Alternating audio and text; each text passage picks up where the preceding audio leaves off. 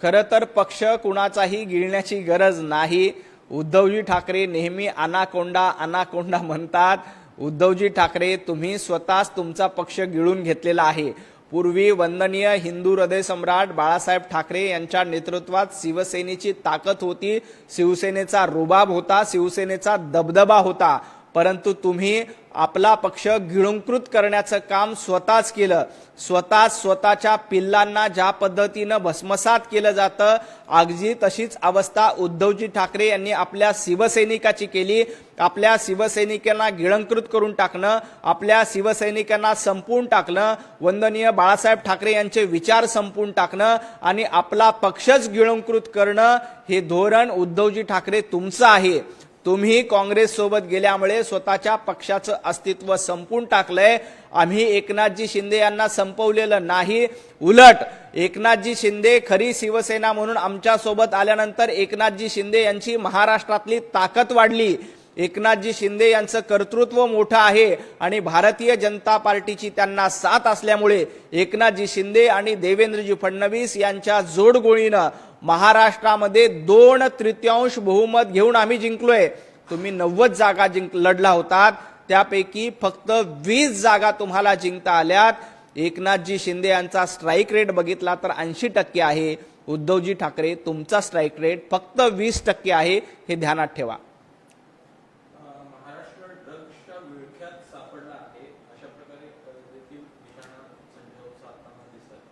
महाराष्ट्र ड्रग्सच्या विळख्यात सापडलेला नाही।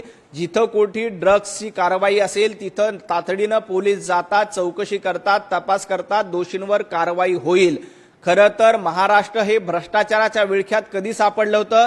जेव्हा महाविकास आघाडीचं सरकार होतं तेव्हा महाराष्ट्र भ्रष्टाचाराच्या विळख्यात होता।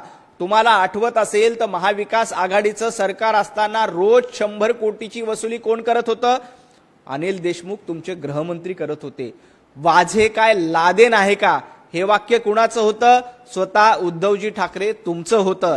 त्यामुळं अशा पद्धतीनं कोण कुणाच्या विळख्यात आहे हे महाराष्ट्राने ओळखलं, म्हणूनच भारतीय जनता पार्टी आणि महायुतीला आशीर्वाद दिले।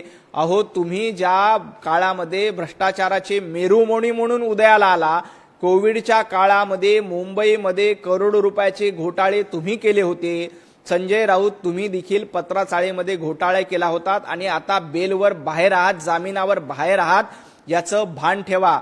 महाराष्ट्र हा ड्रग्सच्या विळख्यात नाही तर ड्रग्ज मुक्त महाराष्ट्राच्या दिशेनं देवेंद्रजींच्या नेतृत्वात पाऊल टाकलं जातंय आणि महाराष्ट्र निश्चितपणे ड्रग्ज मुक्त झाल्याशिवाय राहणार नाही।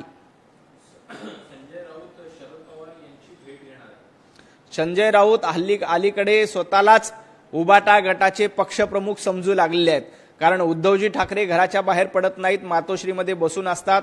म्हणून आता संजय राऊत कधी राज ठाकरेंची भेटीला जातात आणि तिथं मनसेची युती होणार असं घोषित करतात।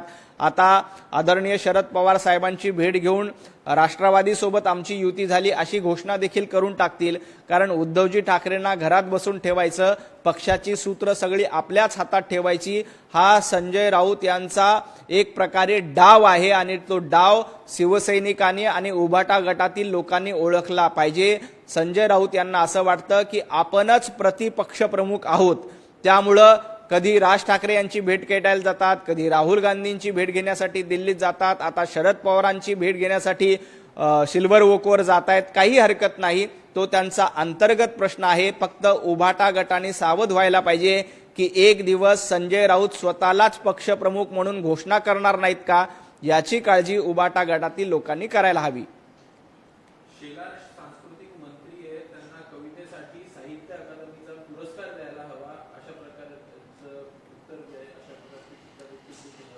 आशिषजी शेलार यांनी संजय राऊत यांचं कवितेतून अतिशय प्रखर आणि सुंदर असं वर्णन केलेलं आहे की संजय राऊत कसे आहेत याचं अतिशय सुंदर वर्णन आशिषजींनी आपल्या ट्विटच्या माध्यमातून कवितेतून केलेलं आहे। त्यामुळे ही कविता संजय राऊत यांना झोंबली आणि त्यांनी आशिषजींवर टीका केली। खरं तर पुरस्काराचीच आठवण करून दिली तर संजय राऊत तुम्हाला सांगतो, महाराष्ट्रामध्ये खोटं बोलण्याचा पुरस्कार द्यायचा ठरवला तर संजय राऊत क्रमांक 1 ला येतील। महाराष्ट्रात फेकाफेकी करण्याचा पुरस्कार निवडला तर संजय राऊत क्रमांक 1 ला येतील। महाराष्ट्रात एंटरटेनमेंट कोण जास्त करतंय याचा पुरस्कार ठेवला तर संजय राऊत यांचा पहिला नंबर येईल। त्यामुळे संजय राऊत यांना एक असा पुरस्कार दिला पाहिजे जो आजपर्यंतच्या इतिहासामध्ये कोणालाही दिला गेला नसेल। अशा पद्धतीचं शिवीगाळ करणं, एंटरटेनमेंट करणं, खोटं बोलणं हे सगळं संजय राऊत यांना लागू होतं। पालिकेसाठी एका वॉर्डसाठी जवळपास 10 कोटी रुपये खर्च करणार आहेत एकनाथ शिंदे, अशा प्रकारचा आरोप देखील संजय राऊत करतात। भारतीय जनता पार्टी असेल किंवा महायुती असेल, आम्ही निवडणूक लढताना कार्यकर्त्यांच्या जीवावर निवडणूक लढतो, सर्वसामान्य नागरिकांच्या जीवावर निवडणूक लढतो आणि नागरिकांचे जनतेचे आशीर्वाद घेऊनच निवडणूक जिंकता येते याच्यावर आमचा पूर्ण विश्वास आहे। पैसे वाटप करणं ही ना एकनाथ शिंदेजींची संस्कृती आहे ना भारतीय जनता पार्टीची संस्कृती आहे। उद्धवजी ठाकरे आणि संजय राऊत तुमचं बजेट किती आहे ते सांगा।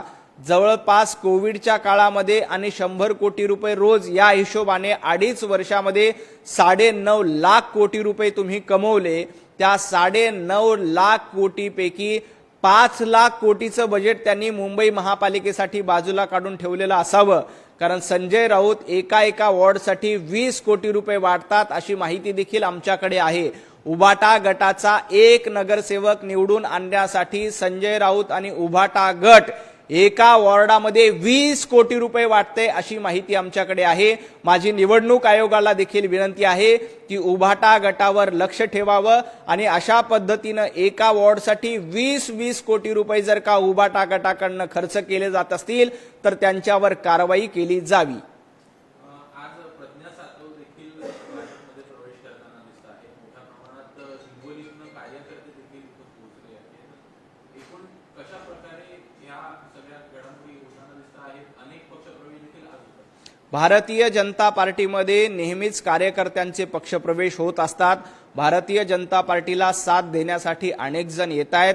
आज देखील काही महत्त्वपूर्ण पक्षप्रवेश माननीय प्रदेशाध्यक्ष रवींद्र चव्हाणजी, भारतीय जनता पार्टीचे नेते महसूल मंत्री चंद्रशेखरजी बावनकुळे साहेब यांच्या उपस्थितीमध्ये होणार आहेत। प्रज्ञाताईंबद्दल मला कल्पना नाही, परंतु अनेक मोठमोठे नेते आमदार भारतीय जनता पार्टीमध्ये यायला इच्छुक असतात। आम्ही त्यांचं निश्चितपणे स्वागत करतो।